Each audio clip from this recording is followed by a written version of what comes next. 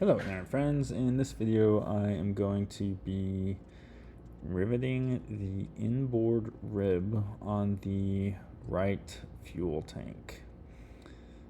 So this means I am almost done with this fuel tank. Finally. Oh, and also new TV. I finally, after 2 years, decided to replace my cracked TV because I got tired of looking at the crack. Also, it's football season, so want the wife to come out and watch football while I build the plane. She can't stand the Pro Seal, but luckily that's almost done because we're almost done with this fuel tank. Also, she's the one that likes football, not me. I'm just the person that pays for the football.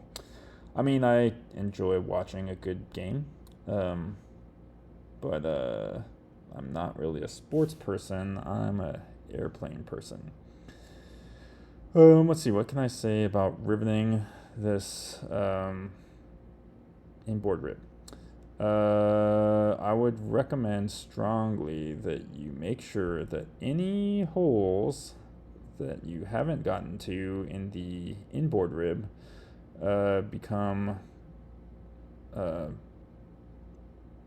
filleted, covered in sealant.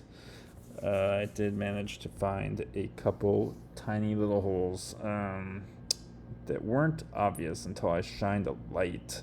So that's another, maybe get your room or building area dark and then put a flashlight in the tank and you will see where you have not sealed.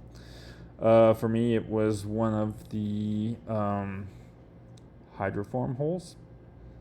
So that's obvious because it's literally a rivet size hole. Don't know how I missed that, but I did. And I had to use a blind rivet. Anyway, that's in the next video, I think.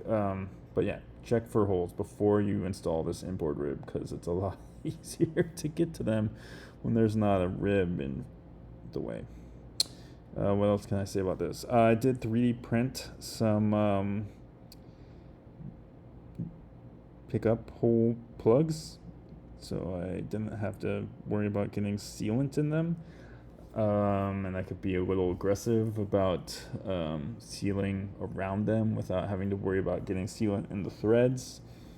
I just use Tinkercad. Tinkercad is like for high schoolers, basically. It's, I think, an Autodesk website that you can use for free. It's got an isometric thread maker. They recently changed up something, so like my previous models, like you have to click group for it to actually export with holes in it, which is fine. That was a couple of frustrating 3D prints to figure out, but anyway, yeah, 3D printing can be great for creating plugs or rivet molds or whatever you're trying to do. It's been a useful tool. I haven't made any parts yet, but if you are 3D printing parts for your airplane or your RV-14, I'd love to hear about them.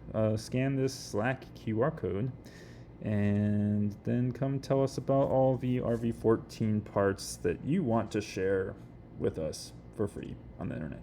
Or not free. It doesn't matter. I'll see you there and see you in the next video.